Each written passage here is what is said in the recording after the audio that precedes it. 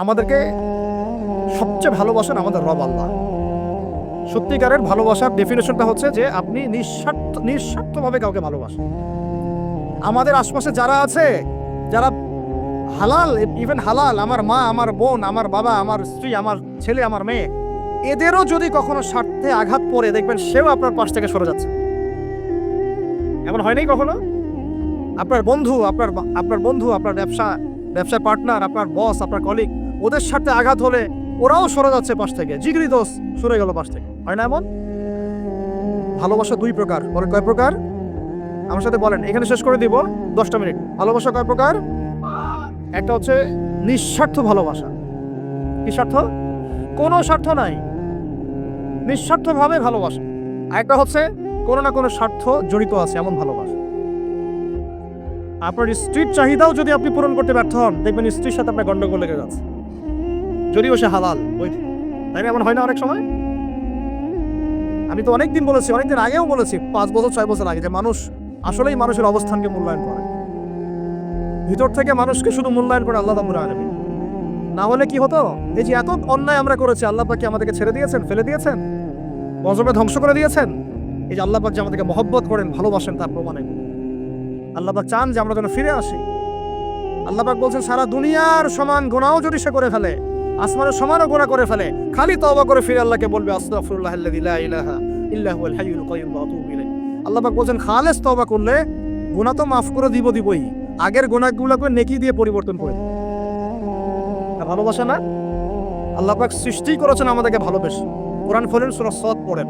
সূরা সদের মধ্যে দেখবেন আল্লাহ বলছেন, খালাকতু বিয়াদি মা মানাআকা আল্লা তাসজুদা খালাকতু বিয়াদাই। মানে তুমি ইবলিস কেন তাকে সিজদা করলে না, যাকে আমি নিজ হাতে সৃষ্টি করেছি? এটা মহব্বতের বহিঃপ্রকাশ না? আল্লাহ আমাদেরকে নিজ হাতে সৃষ্টি করেছেন। আল্লাহ পাকের হাত কেমন এটা আমরা ব্যাখ্যা করতে যাব না। এর হাতের অর্থ কি সেটাও ব্যাখ্যা করার, তাওয়িল করার দরকার নাই। কোরআনে আসছে যেভাবে সেভাবে আমরা ঈমান রাখবো, ঠিক আছে ভাই? এখানে আবার অনেক তালবুল পাকায় ফেলে এবং বিভ্রান্ত হয়ে যায়। এদিকে যাওয়ার দরকার নাই। এখানে বোঝানো হচ্ছে আল্লাহ রাব্বুল আলামিন আমাদেরকে মহব্বত করে সৃষ্টি করেছে। এই পুরো সৃষ্টি জগৎটাই তো আল্লাহর মহব্বতের বহিঃপ্রকাশ। সবকিছু এত নিপুণভাবে চলতেছে, এটা মহব্বতের বহিঃপ্রকাশ না? আমি আপনাদেরকে নিয়ে যদি কোনোদিন কক্সবাজারের সৈকতে তারা দেখাতে পারতাম, তাহলে আমি বুঝাইতে পারতাম আপনাদেরকে যে এই মহাবিশ্বটা ঠিকই আছে কিভাবে। তারার মধ্যে একটা গাণিতিক ক্যালকুলেশন আছে, যেটা সবাই জানে না। যারা একটু অ্যাস্ট্রোনমি নিয়ে পড়াশোনা করেছে তারা জানে। আপনার মানে মাথার বিবেকই উল্টা যাবে যে এত সূক্ষ্মভাবে কিভাবে আল্লাহ রাব্বুল আলামিন এই মহাবিশ্ব সৃষ্টি করলেন। এক চুল এদিক ওদিক হলে পুরো বিশ্ব কায়নাত ধ্বংস হয়ে যায়। এটা কি আল্লাহ পাকের মহব্বতের বহিঃপ্রকাশ না? আল্লাহ পাক তো বরং বলেছেন পুরো সৃষ্টি পরিবারটাই আল্লাহর আল্লাহর পরিবারের অন্তর্ভুক্ত। এমনকি আল্লাহ পাক আমাদেরকে বলেছেন, তোমরা জমিনবাসীর সবার উপর রহম করো। ইরহামু মান ফিল আরদ ইরহামুকুম মান ফিস সামা। তোমরা সবার উপর রহম করো, দয়া করো। দয়া, রহম, এটা তো মহব্বতের একটা অংশ। তোমরা সবার উপর দয়া করো, রহম করো, মহব্বত করো। এটা কি হবে? তাহলে আল্লাহ পাক আসমানে যিনি আছেন, আল্লাহ পাক তোমাদের উপর রহম করবে ইনশাআল্লাহ। আমরা সেই মহান সত্তার ভালোবাসা থেকে বের হয়ে হারাম এই যৌন ভালোবাসার দিকে যাওয়ার চেষ্টা করছি। আসলে এটা ভালোবাসা না, যৌনতা। এর দিকে যাওয়ার জন্য এসব করছি। আল্লাহ পাক আমাদেরকে মাফ করে, যেন হেদায়েত দান করে। আল্লাহ পাক কত ভালোবাসেন এটা নিয়ে বলতে গেলে আজকে রাত শেষ হবে। দেখেন, আল্লাহ রাব্বুল আলামিন আদম আলাইহিস সালামকে সৃষ্টি করেছেন, করে সমস্ত নাম শিক্ষা দিয়েছেন। নাম মানে হলো ইলম। নাম মানে কি? ভালো নাম আসলে আল্লাহ পাক কাউকে সবচেয়ে সেরা কিছু দান করে। সূরা 3 আল্লাহ পাক কি বলেছেন? ওয়া তিন ওয়া যাইতুন, এগুলো শপথ করে, লাকাদ খালাকনাল ইনসানা ফি আহসানি তাকওয়িম। মানুষকে সবচেয়ে শ্রেষ্ঠ কাঠামো আল্লাহ পাক দিয়েছে, দেন নাই? তো কাউকে যদি মহব্বত না করা হয়, তাকে আপনি সবচেয়ে সেরাটা কি দিতে পারবেন? আল্লাহ পাক আমাদেরকে মহব্বত করেন, ভালোবাসেন, এবং আল্লাহ চান আমরাও যেন তাকে মহব্বত করি, তাকে ভালোবাসি। এবং আমরা যদি কাউকে ভালোবাসি, আল্লাহর জন্য ভালোবাসবো। কাউকে ঘৃণা করি, আল্লাহর জন্য ঘৃণা করি। মহব্বত আল্লাহর জন্য, ঘৃণাও কার জন্য? আল্লাহর জন্য। আল্লাহ পাক সমস্ত ইলম শিক্ষা দিলেন। এটা কি ভালোবাসার বহিঃপ্রকাশ না? নূহ আলাইহিস সালামের কওম দীর্ঘদিন আল্লাহর কথা শুনে না। আল্লাহ পাক সবর করলেন, ধৈর্য ধরলেন, গজব দিলেন না, শেষ পর্যায়ে গিয়ে আযাব দিয়েছেন। এই যে আল্লাহ পাক সুযোগ দেন, সময় দেন, এটা কি আল্লাহ পাকের ভালোবাসা, দয়া না? এরকম প্রত্যেকটা কওমের ক্ষেত্রে হয়েছে। আমি তো ফিল করলাম এই ভালোবাসা নিয়ে ঘাটাঘাটি করতে গিয়ে, যে আসলে আল্লাহ পাক যে আমাদেরকে সবচেয়ে বেশি মহব্বত করেন, তার সবচেয়ে বড় নিদর্শন কি জানেন? আমাদের কাছে আল্লাহ রাব্বুল আলামিন আল কোরআনের মতো কিতাব নাজিল করেছেন, আর আমাদেরকে আল্লাহ পাক নবী মুহাম্মদ সাল্লাল্লাহু আলাইহি ওয়াসাল্লামের উম্মত বানাইছেন। আল্লাহ পাক যে নবী মুহাম্মদ সাল্লাল্লাহু আলাইহি ওয়াসাল্লামকে এই দুনিয়াতে পাঠিয়েছেন না, এটাই সবচেয়ে বড় মহব্বত, সবচেয়ে বড় রহমত। কারণ তার সুন্নতে এমন কিছু নাই যেটা আপনি খুঁজে পাবেন না। আর তিনি আমাদেরকে যে মহব্বত করতেন, মুহাম্মদ সাল্লাল্লাহু আলাইহি ওয়াসাল্লাম আমাদেরকে যে মহব্বত করতেন, তিনি আমাদেরকে বলতেন যে আমরা তার ভাই। আমাদের কি ভাই মানে কি মায়ের পেটে ভাই? এটা বোঝানো হয়নি। একটা হাদিসে তিনি বলেছেন আমি তো পিতৃতুল্য, তার মানে কি সত্যি সত্যি বাবা সন্তানের সম্পর্ক? রুহানি পিতা। তিনি কি ইমাম নন? তিনি ইমাম, তিনি নেতা, তিনি আমাদের শিক্ষক, তিনি নবী। তো তিনি আমাদেরকে যে মহব্বত করতেন, তিনি একদিন বলছিলেন সাহাবীদের সামনে, কাশ আমি যদি আমার ভাইদেরকে দেখতে পেতাম। সাহাবীরা বলছেন ইয়া রাসূলুল্লাহ আমরা কি আপনার ভাই না? তো নবীজি বলছেন না, তোমরা আমার সাহাবী, আমার ভাই তারা যারা আমাকে না দেখেই আমার প্রতি ঈমান নিয়ে আসবে। প্রত্যেক নবীকে আল্লাহ পাক একটা দোয়া করার চান্স দিয়েছে। কয়টা ভাই? এমন একটা দোয়া যেটা করলে আল্লাহ পাক কবুল করবেনই করবেন। করলে আল্লাহ পাক কি করবেন? অবশ্যই কবুল করবেন। নবী সাল্লাল্লাহু আলাইহি ওয়াসাল্লাম বলছেন যে সমস্ত নবী এই দোয়াটা পৃথিবীতে করে ফেলেছে, আমি এই দোয়াটাকে মুলতবি রেখেছি যে কাল কিয়ামতের মাঠে আমি আমার উম্মতের জন্য সুপারিশ করব ইনশাআল্লাহ। এবং নবী সাল্লাল্লাহু আলাইহি ওয়াসাল্লামের সুপারিশে বহু কবিরা গুনাহগার মুসলমান যারা জাহান্নামের ফয়সালা হয়ে গেছে, তাদেরকে আল্লাহ পাক কিছুটা শাস্তি ভোগ করালে হলেও আবার জান্নাতে নিয়ে আসবেন ইনশাআল্লাহ। তিনি আমাদেরকে মহব্বত করেন না? করতেন না? চিন্তা করে তাহলে আমরা তার দিনকে কি মহব্বত করলাম, আমরা তার হুকুম হাকামের বিধিবিধান সুন্নতে কি মহব্বত করলাম, চিন্তা করেন। একটা হাদিসে নবীজি স্পষ্ট করে বলছেন এটা আমাদের জন্য একটা কষ্টি পাথর। এটা একটা কি কষ্টি পাথর। তিনি বলছেন লা ইউমিনু আহাদুকুম, তোমাদের মধ্যে কেউ মুমিন হইতে পারবে না। কি হইতে পারবে না? মানে প্রকৃত মুমিন হইতেই পারবে না তোমরা। হে আমার উম্মত, তোমাদের মধ্যে কেউ প্রকৃত মুমিন হইতেই পারবে না যতক্ষণ না হাত্তা আকুনা আহাব্বা ইলাইহি বিওয়ালিদিহি ওয়ালাদিহি ওয়ান নাসি আজমাইন, যতক্ষণ না আমি মুহাম্মদ সাল্লাল্লাহু আলাইহি ওয়াসাল্লাম তোমাদের কাছে নিজের কি সন্তান, নিজের বাবা মা এবং সমস্ত মানব জাতির থেকে বেশি প্রিয় না হচ্ছে। আর এটা আবার বলি, নবীজি বলছেন কেউ ততক্ষণ পর্যন্ত প্রকৃত মুমিন হতে পারবে না যতক্ষণ না আমি মুহাম্মদ সাল্লাল্লাহু আলাইহি ওয়াসাল্লাম তার কাছে তার সন্তান, তার পিতা, এমনকি সমস্ত মানব জাতি থেকে বেশি প্রিয় না হচ্ছে। আর আমরা যারা আগামীকালকে এইটার প্রিপারেশন নিয়েছি, আসলে কি আমাদের কাছে নবী প্রিয় বেশি না আমাদের দুনিয়ার স্বার্থ বেশি প্রিয়? যারা এগুলো করবে তাদের কাছে কি সত্যিই নবী প্রিয়? তাহলে তারা করতে পারতো না। যদি নবী আমাদের কাছে সবচেয়ে বেশি প্রিয় না হয়, আমরা মুমিন হতে পারছি না। আর যাদের কাছে নবী প্রিয় তারা কখনো এমন হারাম কাজে যেতে পারবে না। যারা যাচ্ছে তারা কখনোই নবীকে ভালোবাসে না, কোশ্চিনকালেও না। শোনেন উমর রাদিয়াল্লাহু আনহুর নাম শুনেন নাই? বললে অনেক কথা ভাই, অনেক কথা, কোনটা রেখে কোনটা বলেই। উমর রাদিয়াল্লাহু আনহু একদিন এসে বলছেন খলিফাতুল মুসলিমিন, মুসলিমদের তিনি খলিফা। জান্নাতের সুসংবাদপ্রাপ্ত 10 জন সাহাবীর একজন। জান্নাতের সার্টিফিকেট পেয়েছেন পৃথিবীতে কয়জন সাহাবী? একটা হাদিসে একসাথে 10 জন, ওই 10 জনের অন্যতম একজন, যিনি এমন শাসন ব্যবস্থা পৃথিবীতে প্রতিষ্ঠা করেছিলেন যার মতো মিসাল এখন পর্যন্ত পৃথিবীতে আর দেখা যায় নাই। একটা হাদিসে আসছে যে রাস্তা দিয়ে ওমর হাঁটে ওই রাস্তা দিয়ে শয়তান হাঁটে না। কি বুঝলেন?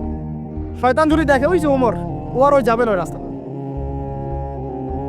এই হচ্ছে ওমর ইবনে খাত্তাব। আমার পরে কোনো নবী নাই। নবীজি বলছেন আমার পরে কোনো নবী নাই, লা নবিয়্যা বা'দি, আমার পরে কোনো নবী নাই। যদি হতো তাহলে ওমর হতো, যদি হতো তাহলে ওমর হতো। অন্য একটা হাদিসে আসছে আমার পরে কোনো নবী নাই, তবে তুমি আমার, এটা অন্য সাহাবী সম্পর্কে, আলী ইবনে আবি তালিব সম্পর্কে, তুমি আমার জীবনে তেমন মুসার জীবনে হারুন ছিল যেমন। এটা হচ্ছে আলী ইবনে আবি তালিব।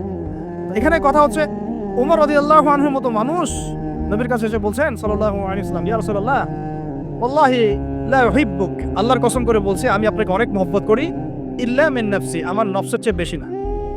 মানে আমি আমার জানের চাইতে আপনাকে বেশি মহব্বত করি না। কথা কি বুঝতে পারছেন কি?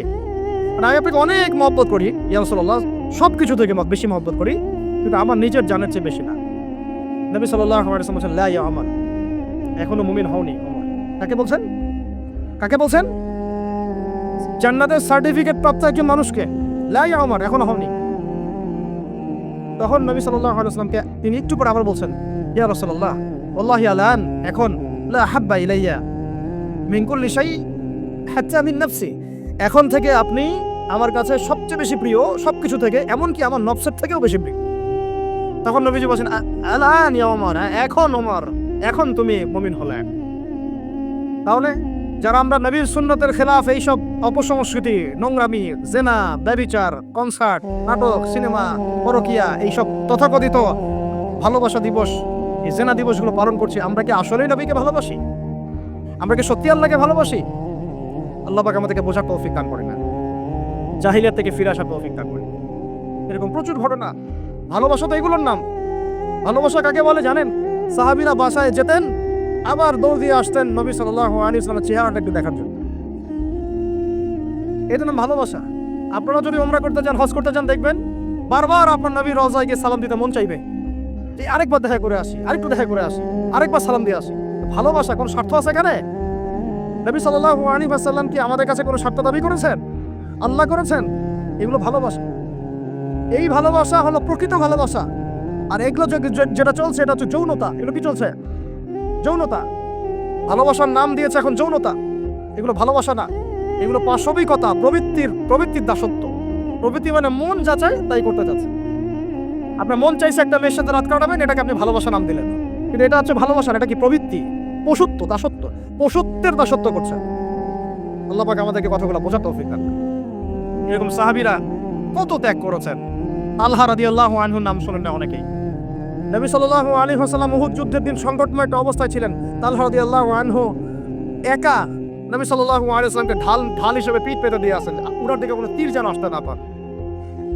শেষে দেখা গেল তার গায়ের মধ্যে 40 থেকে 50টা তরোয়ারের আঘাত আছে, তীরের খোঁচা আছে, বর্ষার খোঁচা আছে। এই অবস্থায় তিনি নবীকে কাঁধের মধ্যে নিয়ে উহুদ পাহাড়ে উঠেছেন, নবীকে সেভ করার জন্য। ভালোবাসা। এটা কি? কোন স্বার্থে? কিসের স্বার্থে? দুনিয়ার স্বার্থে? জান্নাতের স্বার্থে। একজন সাহাবী বাড়ি নির্মাণ করেছেন, তো নবী সাল্লাল্লাহু আলাইহি ওয়াসাল্লাম দেখে একটু খালি মানে হয় না, তুমি কে, কার বাড়ি এটা? বললেন আচ্ছা অমুক সাহাবীর বাড়ি।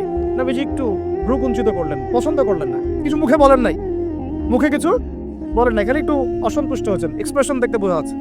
তখন ওই সাহাবীকে জানানো হলো, তোমার বাসার সামন দিয়ে তো আল্লাহ নবী সেদিন হেঁটে গেলেন, তারপরে আমার বাসা দেখে, তোমার বাসা দেখে আল্লাহ নবী সাল্লাল্লাহু আলাইহি ওয়াসাল্লাম অসন্তুষ্টি প্রকাশ করেছিলেন, মুখে কিছু বলেন নাই, এক্সপ্রেশন ছিল একটু অসন্তুষ্টি মুখ। 3 দিনের মধ্যে সেই বাড়ি ভেঙে গুড়িয়ে দিয়েছে। যে বাসা দেখে আল্লাহ নবী সন্তুষ্ট হন না, আমি বাসা রাখবই না। ভালোবাসা কিসের জন্য? কার জন্য? কার স্বার্থে বলেন? আল্লাহর জন্য, জান্নাতের জন্য, আল্লাহর স্বার্থে, আল্লাহর জন্য। কতগুলো বলে শেষ করবো আপনাদেরকে। সাদ বিন আবি ওয়াক্কাস রাদিয়াল্লাহু আনহু উহুদ যুদ্ধে এরকম করে তীর নিক্ষেপ করছেন। আল্লাহ নবী বলছেন, ইয়া সাদ, হে সাদ, তীর ছোড়ো, তোমার জন্য আমার পিতামাতা কুরবান হোক। আশপাশে 9 জন ছিল, তার মধ্যে একজন করে শহীদ হতে শেষে 2 জন বেঁচে থাকলো, সাদ বিন আবি ওয়াক্কাস, তালহা বিন উবাইদুল্লাহ রাদিয়াল্লাহু আনহু। এগুলো তারা কেন করেছেন? ভালোবাসার জন্য। ভালোবাসা এগুলোর নাম।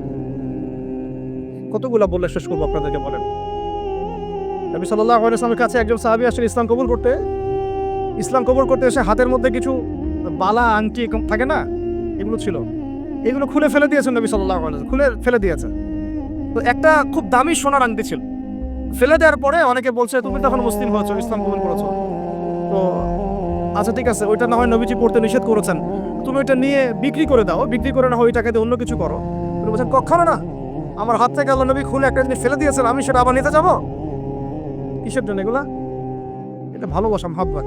আল্লাহ পাক এটাই কোরআনে বলছেন, কুল, হে নবী আপনি বলে দিন, ইন কুনতুম তুহিব্বুন আল্লাহ, তোমরা যদি আল্লাহকে মহব্বত করেই থাকো, আল্লাহকে সত্যিকার অর্থে ভালোবেসেই থাকো, ভালোবাসা দাবি করেই থাকো, ফাত্তাবিউনি, তাহলে নবীর আনুগত্য করো, ইউহিব্বুকুমুল্লাহ, তখন আল্লাহ তোমাদেরকে ভালোবাসবেন, ওয়া ইয়াগফির লাকুম যুনুবাকুম, তোমাদের সব গুনাহ আল্লাহ মাফ করে দিবেন, আল্লাহু গফুরুর রহিম। এই হলো ভালোবাসা। ভালোবাসা মানে কি?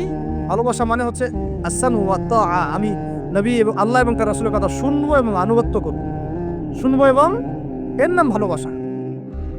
শুনবো, আনুগত্য করবো, তাহলে আমরা কি শুনবো, কি আনুগত্য করবো? আমাদেরকে প্রথমে কোরআন পড়তে হবে, কোরআনের অনুবাদ জানতে হবে, কোরআন অনুযায়ী জীবন করতে হবে, 5 ওয়াক্ত নামাজ করবো ইনশাআল্লাহ, হালাল খাবো, যাকাত দিব, রমজানে সওম রাখবো, নবীর সুন্নাহ অনুযায়ী জীবনযাপন করব, এবং সুন্নাহ বিরোধী, কোরআন বিরোধী, ইসলাম বিরোধী কোনো কাজে আমি লিপ্ত হব না। এই তো ভালোবাসা। এই ভালোবাসা যদি বহিঃপ্রকাশ ঘটাতে আমরা ব্যর্থ হই, নিজেও ধ্বংস হব, পরিবারও ধ্বংস হবে, আমাদের পরের প্রজন্মও ধ্বংস হবে, সমাজও ধ্বংস হবে। সমাজ বিয়েটাকে কঠিন করে ফেললো আর জেনাটাকে সহজ করে ফেললো। বিয়ে কঠিন হয়ে গেল, এরা এখন বিয়ে করতে পারবে না চাইলে। 21 বছর না 20 বছর বয়স হলে সে বিয়ে করতে পারবে না। 20 বছর একটা ছেলে আগামীকাল এই তথাকথিত ভালোবাসা দিবস পালন করতে পারো, জেনা করতে পারো। কেউ বলার কিছু নাই, কেউ বলার নাই, কেউ দেখার নাই, চলছে মানে এভাবেই চলছে। সমুদ্রের পাড়িতে ভেসে গেছি আমরা। একটা মেয়ের বয়স 17 বছর, সে কালকে জেনা করবে। অগণিত মেয়ে কালকে 17 বছরের মেয়ে জেনা করতে পারে, আল্লাহ হেফাজত করুন। কিন্তু এ এখন বিয়ে করতে পারবে না। বিয়ে করতে গেলে সমস্যা। তাহলে চিন্তা করেন, পয়সার এক পিঠ যদি আপনি দেখান, অপর পিঠ দেখতে হবে। এক পিঠে যদি এই সমস্যা হয়, অপর পিঠে কি পড়তে সেটা দেখতে হবে, আমাকে বুঝতে হবে। বিয়ে কঠিন হয়ে গেল, জেনা সহজ হয়ে গেল। আবার বাসায় ধরেন একটা পুরুষের সামর্থ্য আছে, চাহিদাও বেশি, সামর্থ্য আছে অনেক, চাহিদাও বেশি। সমাজে বিধবা মেয়ে পড়ে আছে, তালাকপ্রাপ্ত মেয়ে পড়ে আছে, এতিম মেয়ে পড়ে আছে, বিয়ে করার মানুষ নাই। এখন সমাজে যদি কোনো সৎ পুরুষ একাধিক বিয়ে করে, তাকে সমাজে বাঁকা চোখে দেখা হবে। কিন্তু এই পুরুষই যদি বিয়ে না করে বাইরে আরো 10টা মেয়ের সাথে অকাম কুকাম করে, তাকে কিচ্ছু বলা হবে। বলেছি আমি, কোরআন একদিকে, সুন্নত একদিকে, ইসলাম একদিকে, সমাজ, এই সমাজের তাকদীর খারাপ। এভাবেই নবী সাল্লাল্লাহু আলাইহি ওয়াসাল্লাম পেরেশান ছিলেন কিভাবে সমাজের মানুষকে ফেরানো যায়। আজকে আমরাও পেরেশান। আল্লাহ পাক সবার আগে আমাকে ইসলাহ দান করেন, আমার পরিবারকে দান করেন, আমাদের প্রত্যেক দিনই ভাই বোনকে দান করেন এবং ইস্তেকামাত দান করেন। আল্লাহুম্মা সাব্বিতনা ওয়াজআলনা হাদিয়ান ওয়া মাহদিয়া, আমিন ইয়া রাব্বাল আলামিন।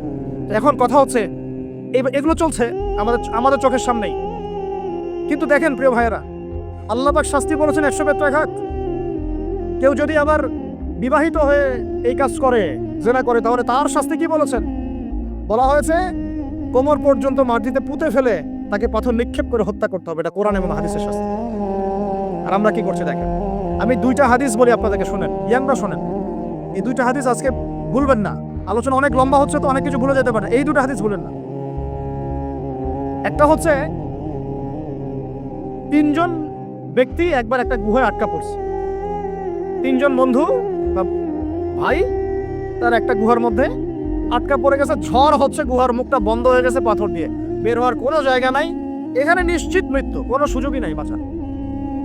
তারা অনেক চেষ্টা করে বের হতে পারলো না। শেষমেশ তারা বলছে যে আমাদের যদি কোনো নেক আমল থাকে, সে নেক আমলের ওসিলা করে আল্লাহর কাছে দোয়া করি, আল্লাহ চাইলে আজকে আমাদেরকে বাঁচাতে পারে। একজন বলছে, আল্লাহ আমার মা ছিল, পিতামাতা ছিল, তো মাকে আমি দুধ পান না করি আমার সন্তানদেরকে কখনো খাওয়াতাম না। একদিন গিয়ে দেখি যে মা ঘুমিয়ে গেছে, আমার বাচ্চারা কান্নাকাটি করছে, তবু আমি আমার বাচ্চাকে কান্না অবস্থায় রেখেছি, মাকে খাওয়াই নাই, ওদেরকে খাওয়াই না, আগে মাকে খাওয়াইছে তারপরে। আজকে ঘরে ঘরে মাদের সাথে কি আচরণ দেখেন, কি একটা অবস্থা দেখেন, সমাজে কি প্রজন্ম তৈরি করেছে। মারা এখন বৃদ্ধাশ্রমে চলে যাচ্ছে। শিক্ষিত মা, তাই না? মায়ের পায়ের নিচে আপনার জান্নাত।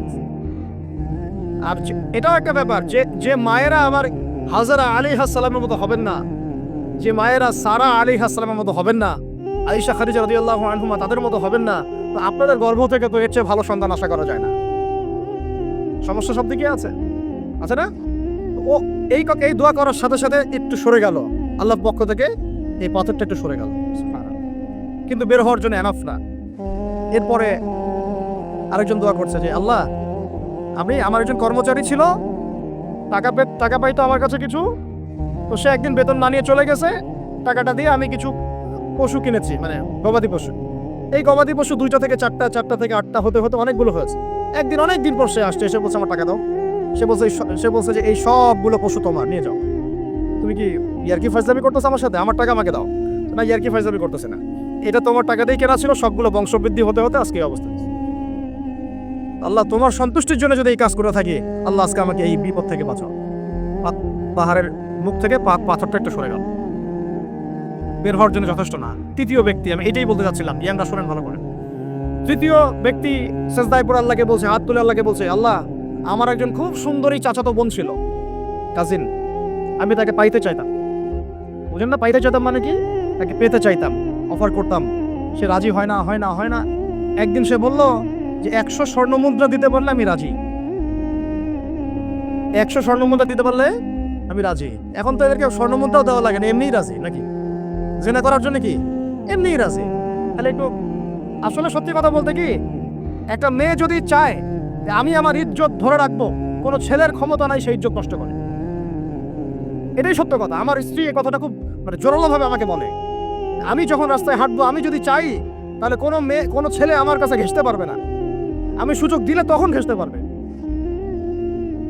একটা মেয়ে যদি চায় যে একটা ছেলে আমার সাথে ইটিস ফিটিস করুক, সে ছেলে করবেই করবে।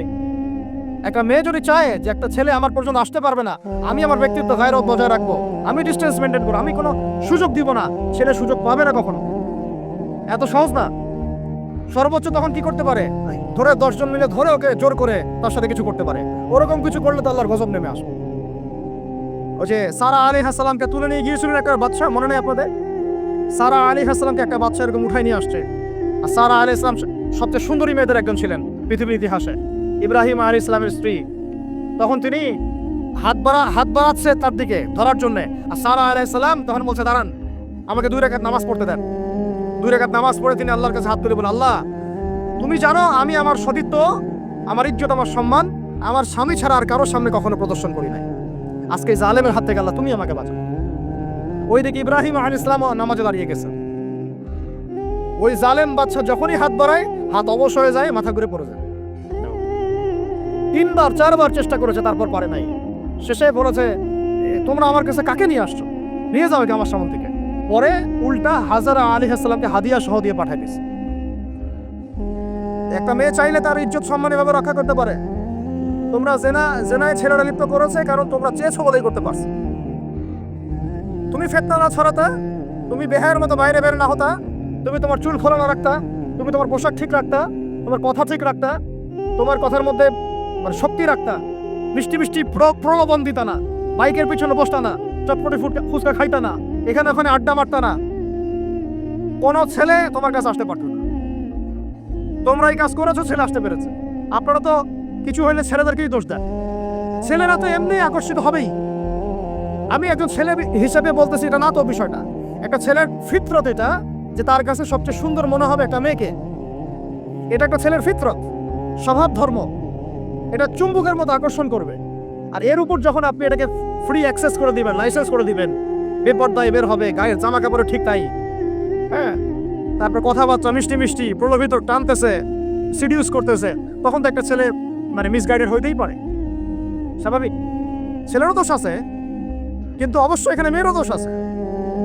আমরা তো অনেক সময় ঢাকা শহরে দেখি রাত 10টা 12টা বাজতেছে, আমরা মাহফিল করে যাচ্ছি, কোনোদিন বাসায় ফিরতে 1টা 2টা 3টাও বাজে। রাত 3টার সময় ছেলে মেয়ে বাইকে করে ঘুরতেছে ঢাকা শহরে। ওই মেয়েটার কি বাসায় বাবা নাই, ভাই নাই, কোনো স্বামী বা কেউ নাই, মাহারাম কেউ নাই? আমরা সুযোগ দিচ্ছি বলেই তো আমাদের ঘর পর্যন্ত ঢুকতে পারছে। সবার আগে মেয়েদেরকে সত্য হইতে হবে। আর মেয়ের বাবা যারা, আমি তো নিজেও মেয়ের বাবা, আমরা বাচ্চাদের সাথে সময় কাটাই আর ভাবি যা কি যে হবে ভবিষ্যতে আল্লাহ ভালো জানেন। কিভাবে মেয়েকে মানুষ করব, কিভাবে সতীত্ব রক্ষা করবে আমাদের মেয়েরা। যা চলতেছে অনেক মাদ্রাসার মেয়ে পর্যন্ত নষ্ট হয়ে গেছে। আপনারা জানেন না তো, আমরা জানি কথা। মাদ্রাসায় পড়ুয়া বহু মেয়ে নষ্ট হয়ে গেছে। যতদিন পর্যন্ত এদের হাতে মোবাইল ফোন ছিল না, ইজ্জত ঠিক ছিল। মোবাইল ফোনটা যখনই ঢুকেছে, ইজ্জত নষ্ট হয়ে গেছে বহু মেয়ের। আমি এরকম জানি, বলতে চাচ্ছি না। যাই হোক, ওই জায়গায় আসেন, ওই ছেলেটা তখন 100 স্বর্ণমুদ্রা অর্জন করেছে, কষ্ট করে আর্ন করেছে। যে আপনাদেরকে বলে যে নিজের পায়ে দাঁড়াও, তারপরে তোমার সাথে রাজি। সে অনেক কষ্ট করে 100 স্বর্ণমুদ্রা অর্জন করে মেয়ের কাছে গিয়েছে, চাচাতো বোনকে বলেছে যে স্বর্ণমুদ্রা নাও, এখন বলো তুমি রাজি না। সে মেয়ে বলছে হ্যাঁ ঠিক আছে। তো এখন দুজনের মধ্যে যা হওয়াটাই হচ্ছে, অ্যাডাল্ট আপনারা সবাই বুঝেন। কিন্তু এখন মূল যে কাজটা, স্বামী স্ত্রীর যে মূল মিলন, এই মিলনটা করার জন্যে সেই ছেলেটা বসছে। হাদিসের মধ্যে আসছে এভাবে, 2 পায়ের মাঝখানে বসে পড়ছে ছেলেটা, এখনই জাস্ট শুরু করবে। তখন ওই মেয়েটা বলে উঠছে যে হে আল্লাহর বান্দা, আল্লাহকে ভয় করো, আমি আমার সতীত্ব কখনো নষ্ট করি নাই, তুমি আল্লাহকে ভয় করো। এই কথাটা যখনই বলছে, তখন ওই ছেলের মনের মধ্যে এমনভাবে একটা রিয়াকশন জন্ম নিয়েছে, আল্লাহর পক্ষ থেকে এমন একটা নূর আর হেদায়েত চলে আসছে, ওই অবস্থা থেকে ছেলেটা উঠে চলে গেছে এবং স্বর্ণমুদ্রাও দিয়ে দিচ্ছে, যে স্বর্ণমুদ্রাও আমার দরকার। এবার সেই গুহার মধ্যে বন্দী অবস্থায় আল্লাহর কাছে হাত তুলে দোয়া করতেছে, আল্লাহ তুমি যদি জানো ওই কাজটা আমি তোমার সন্তুষ্টির জন্য করেছিলাম, আজকে আমাকে এই সাক্ষাৎ এই মৌতের হাত থেকে বাঁচাও। সাথে সাথে এই পাথর সরে গেছে। এই হাদিসটা আমি এই কারণে বললাম, যদি আপনি আমি জিনা থেকে বেঁচে থাকতে পারি, ইনশাআল্লাহ তাআলা আল্লাহ পাক সাক্ষাৎ মৃত্যুর মতো এই আযাব থেকেও, বিপদ থেকেও আল্লাহ বাঁচাতে পারে। এটা একটা হাদিস, সবাই মনে রাখবেন। দ্বিতীয় একটা বলি, এটা আমাদের সব বিবাহিতদের জন্য। আজকে তো বিবাহিতরা অভাব নাই। আর আমি আশ্চর্য হয়ে যাই যে বিবাহিত একটা ছেলে, বিবাহিত একটা পুরুষ তার স্ত্রীকে এভাবে বেহায়ার মতো কিভাবে সবার সামনে শো করতে পারে। বিয়ে আপনি করলেন, মোহর আপনি দিলেন, সম্পদ আপনার, তার সতীত্ব আপনার, তার সম্ভ্রম আপনার, আপনি নিজে কেন ওকে এভাবে সবার সামনে উত্থাপন করতেছেন? টিকিট আপনি কাটলেন, সিনেমা সবাই দেখবে, ব্যাপারটা এরকম। কি অবস্থা! আবার কোন কোন ঘরে দেখা যায় স্বামীরা কন্ট্রোল করতে চাচ্ছে, কিন্তু মেয়ে ওই স্ত্রী কন্ট্রোলে থাকতে চায় না। স্বামীকে বলো তুমি বেশি হুজুর হয়ে গেছো, বেশি বেশি হুজুর হয়ে গেছো। এই যুগে এগুলো চলে, এটা আধুনিকতার মডার্ন যুগ। এই করতে করতে আমাদের সমাজে পরকীয়া ছড়ায় পড়ছে। এখন এই পরকীয়া বলতে কি হাদিসটার কথা মাথায় আসছে। আল্লাহর নবী সাল্লাল্লাহু আলাইহি ওয়াসাল্লামের একজন সাহাবী, মহিলা সাহাবী। কি সাহাবী বলেন? এরকম ঘটনা দুই একটা ঘটেছে, আমি একটা বলতেছি এখানে। মদিনা মহিলা সাহাবী কোনো একভাবে এরকম একটা অঘটন ঘটে গেছে। মানুষ তো হতে পারে, মানুষ তো পাপ করবে, তাই না? হতে পারে। এখন তিনি গর্ভবতী হয়ে গেছেন। নবী সাল্লাল্লাহু আলাইহি ওয়াসাল্লামের কাছে এসে বলছেন, ইয়া রাসূলুল্লাহ তাহহিরনি, আমাকে পবিত্র করেন, আমি অনেক বড় অন্যায় করে ফেলেছি। নবী সাল্লাল্লাহু আলাইহি ওয়াসাল্লাম মুখ ঘুরিয়ে নেন, মুখ ঘুরিয়ে নিয়ে বলেন যে বাসায় যাও, তওবা করো, আল্লাহ মাফ করে দিবেন। নবী তো শুনতে চাচ্ছেন না, কারণ শুনলে কোর্টে মামলা আসলে তো বিচার করতে হবে। তিনি বলছেন যে বাসায় যাও, বাসায় যা আল্লাহর কাছে ইস্তেগফার করো, আল্লাহ মাফ করে দিবেন। আবার এদিক দিয়ে ঘুরে আস, ইয়া রাসূলুল্লাহ আমাকে পবিত্র করেন, আমি অন্যায় করে ফেলেছি। এভাবে কয়েক দফা পরে নবীজি বলছেন, তুমি কি অন্যায় করেছো? এমন কোন কাজ কি তুমি করেছো? সুরমা দানিতে সুরমা নেয়ার সময় আমরা যেভাবে নেই, এরকম কোন কাজ কি তুমি করেছো? মানে উনি শব্দটা উচ্চারণ করলেন না মুখ দিয়ে, একটা এক্সাম্পল মিসাল দিয়ে বুঝালেন, তুমি কি এরকম কোনো কাজ করেছো? অ্যাডাল্টারি কোনো কাজ করেছো? তো তিনি বলছেন, হ্যাঁ আমি গর্ভবতী হয়েছি। নবী সাল্লাল্লাহু আলাইহি ওয়াসাল্লাম আমার বিচার করে দেন। তিনি বলছেন যে বাসায় যাও, আগে সন্তান জন্ম দাও, তারপরে দেখা যাবে। সন্তান জন্ম হলো, সেই মহিলা আবার এসেছে, সাহাবী, ইয়া রাসূলুল্লাহ আমার বিচার করে দেন। বলছেন সন্তান জন্ম হয়েছে, হ্যাঁ। এখন সন্তান কি করে? দুধ পান করে। দুধ পান করাও, 2 বছর দুধ পান করাও, তারপরে বিচার করে দেন। 2 বছর দুধ পান করা শেষ, সন্তান এখন শক্ত খাবার খেতে পারে, কোলে করে সন্তানকে নিয়ে আসছেন। নবী সাল্লাল্লাহু আলাইহি ওয়াসাল্লামকে বলছেন যে ইয়া রাসূলুল্লাহ, এই যে আমার বাচ্চা দেখেন খেতে পারে, এখন একে আমার বিচার করে দেন। দেখেন তাদের পরকালের কনসেপ্টটা কেমন ছিল, তাদের পরকালের চেতনা কেমন ছিল। এবার নবী সাল্লাল্লাহু আলাইহি ওয়াসাল্লাম বলেন, তোমাদের মধ্যে কে আছে এই বাচ্চার দায়িত্ব নিতে পারো? একজন আনসারী সাহাবী বলছেন আমি। বাচ্চা তার কোলে দিলেন, দিয়ে বলেন এই তাকে নিয়ে যাও, নিয়ে গিয়ে অমুক জায়গায় নিয়ে তাকে রজম করো। কি করো? রজম মানে কি ভাই? কোমর পর্যন্ত মাটিতে গেঁথে দিয়ে পাথর নিক্ষেপ করে, এই রজম করতে গিয়ে তার গা থেকে রক্ত ফিনকি বের হয়ে কোন একজন সাহাবীর, সম্ভবত খালিদ ইবনে ওয়ালিদ রাদিয়াল্লাহু আনহুর জুব্বার মধ্যে গিয়ে লেগেছে। তখন তিনি কিছুটা তাচ্ছিল্যের স্বরে একটা বাক্য প্রয়োগ করেছেন, এটা কেমন হলো?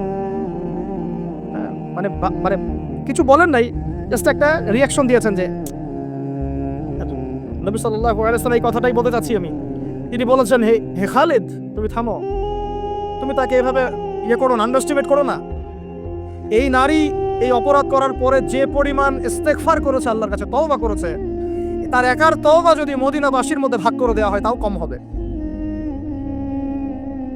এই ঘটনা একটা ঘটেছে, আরেকজন সাহাবীর সাথে ঘটনা ঘটেছে, পুরুষ সাহাবী। নবীজি বলেছে তোমরা তাকে তাচ্ছিল্য করো না, কারণ আমি দেখছি সে এখন জান্নাতে সাঁতার কাটতেছে।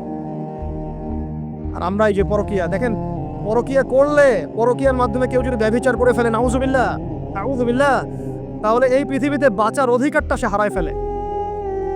পৃথিবীতে কি হয়? বাঁচার অধিকারটা সে হারায় ফেলে।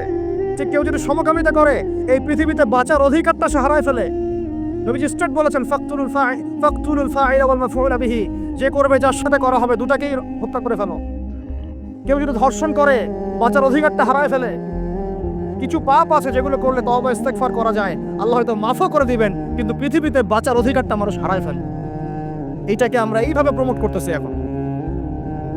কে কে এগুলো নিয়ে ফিকির করে এখন? মনে করে যেটা তো আধুনিকতা। অনেকে ওয়াইফ, একটা শব্দ আছে ওয়াইফ সুইপিং, একজনের ওয়াইফকে আরেকজনকে দিবে, ওর ওয়াইফকে সে নিবে, রাত কাটাবে। নাউজুবিল্লাহ। এটা পশ্চিমা সভ্যতা থেকে আসতেছে, জানেন? চোখ কান খোলা রাখেন। আমরা নিজের অনেক বক ধার্মিক সাজার চেষ্টা করতেছি, কিন্তু সমাজটা নষ্ট হয়ে যাচ্ছে। এটাকে সংস্কার করার দায়িত্ব আমাদের। এর উপরে তো আবার বাণিজ্য আছে, মানে এটা তো বাণিজ্যিক একটা প্ল্যাটফর্ম হয়ে গেল। যত বেশি পারো বাণিজ্য করো। এটা উপলক্ষে অমুক ছা, এইটা উপলক্ষে তমুক, এইটা উপলক্ষে অমুক নাটক, এটা উপলক্ষে অমুক গান, এই উপলক্ষে অমুক সিরিয়াল, এই উপলক্ষে অমুক টেলিফিল্ম। এই যে বাণিজ্য, এগুলো কিন্তু কর্পোরেট জগতে যারা থাকে, এই কর্পোরেট সেকশনে মানুষের একটা বাণিজ্য, একটা দিবসকে কেন্দ্র করে বিশাল একটা বাণিজ্য করে আপনার ইমান আমল কোথায় যায়? যাক, ওর পকেটে টাকা আসলেই হই। আল্লাহ রাব্বুল আলামিন আমাদের সবাইকে এই চলমান জাহেলিয়াতগুলোর বাস্তবতা বোঝার তৌফিক দান করুন। অনেক কথা ভাই, বলতে গেলে অনেক কথা, আর একদিনের কথা বলবো। আমরা দোয়া করি আল্লাহ কক্সবাজার এলাকায় এমন একটা দিনের মার্কাজ আমাদেরকে করার তৌফিক দান করেন, যেখান থেকে ইনশাআল্লাহ দিনের আলো পুরা কক্সবাজার সহ পাহাড়ি পার্বত্য এলাকা ছড়িয়ে পড়বেন। সমাজ সংস্কার না করতে পারলে আমরা বাঁচতে পারবো। আপনাদের মধ্যে যাদের সামর্থ্য আছে, কেউ জমি দিয়ে হলে সাহায্য করেন, কারো যদি সামর্থ্য থাকে অর্থ দিয়ে হেল্প করেন, কারো বুদ্ধি আছে বুদ্ধি দিয়ে, পরামর্শ দিয়ে সহযোগিতা করেন। দিনের স্বার্থে, আল্লাহর জন্য, তার রাসূলের দিনকে টিকিয়ে রাখার স্বার্থে, সমাজের জাহিলিয়াতগুলো দূর করার স্বার্থে দিনই মার্কাজগুলো প্রতিষ্ঠা করার কোনো বিকল্প নেই।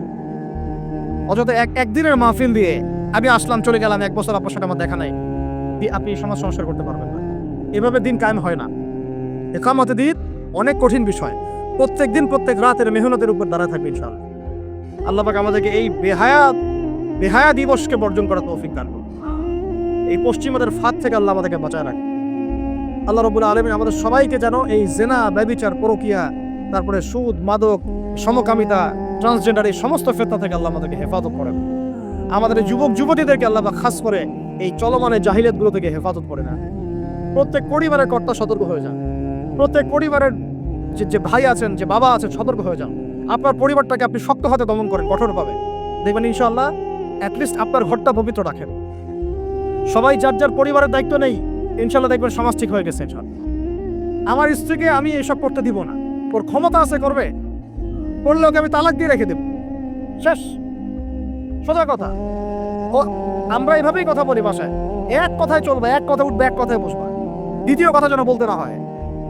একদিন একটা ইস্যু নিয়ে মানে ঝগড়া তুল কালাম হয়ে গেল। আমি রাগ কন্ট্রোল করতে পারলাম না। বলছিলাম যে হাত মোজা ভালো করে পড়তেন। হাত কথা বলার সময় দেখেন, যদি আমি হাতে ভাবে উঁচু করি দেখা যায় এতটুকু। আমি বাসায় গিয়ে বলছিলাম যে হাত মোজা খুব ভালো করে এই পর্যন্ত পড়তে। এইটুক নিয়ে মনে হয় আমি 10 মিনিট ঝাড়ি দিছি, মানে বকা দিছি আর কি। একদম মাথা নিচু করে শুনছে, একটা কথা বলে নাই। আমি আমার পরিবারকে ঠিক করলে কেন আমার মানে স্ত্রী বাইরে যাবে, কিভাবে যাবে? আমি বলতেছি না যে সে বাইরে যাইতে পারবে না, প্রয়োজনে তার প্রয়োজন পূরণ করতে পারবে না, এমন তো না বিষয়টা। বেপর্দা এভাবে যাবে কেন? বেপর্দায় ফিতনার মধ্যে কেন যাবে? আমার মেয়ে, আমি জন্ম দিলাম, আমি বড় করতেছি, আমি খাওয়াই, মানে আমি খাওয়াই বলতে মানে কি, আমরা উপার্জন করে আমরাই খেতে খাওয়াই নাকি? আমরা ওসিলা না রিজিকের, আমরা কামাই রোজগার করে নিয়ে আসি। আমি খাওয়াই বলতে বোঝাচ্ছি আমরা কামাই রোজগার করে নিয়ে আসি, আমাদের ভালোবাসা দিই, মহব্বত করি, তিলে তিলে আদর মহব্বত দিয়ে বড় করি। আমার মেয়ে কেমন করে বাইরে যায়? কেমন করে বাইরে যায়? কোন সাহসে যাও? আমি বাবা হয়ে বেঁচে থাকতে ও কিভাবে যাইতে পারে? গেলে ওকে একদম খাওয়ার বন্ধ করে দিবে। আমার ছেলে বালেগ হয়েছে, নামাজে যাবে না কেন? যাবে না কেন? যদি না যায় আমি ওর খাওয়া বন্ধ করে দিব। শাসন করতে হবে সবসময়, কিন্তু মিষ্টি কথায় চিরা ভিজে না। আল্লাহ পাক কোরআনের মধ্যে হেদায়েত দিতে উৎসাহিত করেছেন, এখানেই আবার আইনগুলো নাজিল করেছেন। মানে সবসময় মানুষকে দাওয়াত দিয়ে বুঝিয়ে সুঝিয়ে কাজ হয় না, মাঝে মাঝে পিটানো লাগে না? শাসন লাগে না? লাগে। আমরা যদি আমাদের পরিবারের মেয়েদেরকে নিয়ন্ত্রণ করতে পারি, ছেলেদেরকে নিয়ন্ত্রণ করতে পারি, দেখবেন আস্তে আস্তে ইনশাআল্লাহ এটা কমে গেছে। আর যদি এভাবেই গা ছাড়া দিয়ে দেন, আমি বলেছি বেশি দিন লাগবে না, আর 10টা বছর পরে নাউজুবিল্লাহ আমরা আশ্রয় চাই আল্লাহর কাছে, এমনটা যেন না হয়। দেখবেন যে এটা এমন হারে বেড়ে গেছে যে ঘরে ঘরে সমকামিতা ঢুকে যাইতে পারে। নাউজুবিল্লাহ। এই তাদাত, এই সংখ্যা দিন দিন বাড়তেছে। আপনাদের শহরে, আপনাদের এই অনেক এই যে এখানে আমি অনেক মাহফিল করেছি, অনেকেই আমাকে চিরকুট দিয়েছিলেন যে ভাই এখানে সমকামিতা বেড়ে যাচ্ছে, এই বিষয়ে কিছু বললেন। চিন্তা করেন, ভিতরে ভিতরে এগুলো চলতেছে, হোটেলে হোটেলে চলতেছে। আপনারা ভালো মানুষ যে বসে থাকলে হবে না। এত ভালো মানুষ হতে আল্লাহ পাক বলেন নাই। আল্লাহ পাক বলেছেন সৎ কাজে আদেশ করো, অসৎ কাজে কি করো, নিষেধ করো। এবং আপনি আপনার জায়গায় আল্লাহ বিরোধী কোনো কিছুকে প্রশ্রয় দিবেন না। ব্যাস, সরকার কোথায় যায় যাক, প্রশাসন কি করে করুক, ওটা আমার দেখার দরকার না। আমি আমার জায়গা থেকে আল্লাহ এবং রাসূলের বিরুদ্ধে কোনো কাজ করব। সিম্পল। এই যে ইতিহাসটা ওরা জানতো না, সেন্ট ভ্যালেন্টাইন্স ইতিহাসটা ওরা জানে? এই যে কত সালে এটা বাংলাদেশে আসছে, ওরা আসলে জানে? কে নিয়ে আসলো? দেখেন, ওটা বললামই, ওটা আনার পরে জেনা, ব্যভিচার, ফ্রি মিক্সিং, বাণিজ্য সব বেড়ে গেল। এটাকে কেন্দ্র করে কর্পোরেটরা এখন বাণিজ্য করতেছে। শুধুমাত্র এই দিবসে শুনেন, আর এগুলো বলতে চাইনি, আমি বলতে বাধ্য হচ্ছি, শুধুমাত্র এই দিবসে কোটি কোটি টাকার কন্ডম বিক্রি হয়, জানে? এটা শুধু শুধু কয়েকটা কান্ট্রির পরিসংখ্যান। সারা বিশ্বের পরিসংখ্যান দিলে তো আপনার চোখ কপালে উঠে যাবে। কি হচ্ছে আর কি হচ্ছে?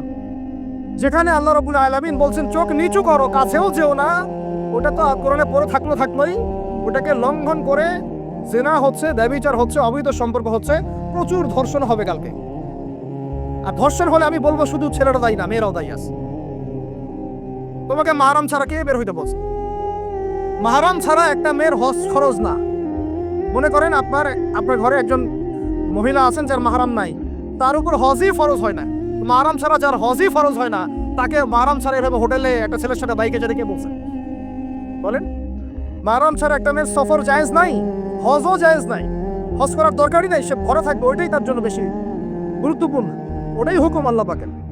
আর সে মাহরাম ছাড়া এইভাবে এখানে ওখানে ঘুরে বেড়াবে, ছেলের সাথে আড্ডাবাজি করবে, টাঙ্কি মারবে, চটপটে ফুচকা খাবে, এরপর 4-5টা ছেলে মিলে ওকে ধর্ষণ করে দিলে সব দোষ ওই ছেলের উপর আসবে? আমার তো মন চায় যে প্রথমে আগে এই মেয়েগুলোকে শাস্তি করি। হ্যাঁ, ছেলেগুলোকে তো করবোই, আগে মেয়েগুলোকে করে।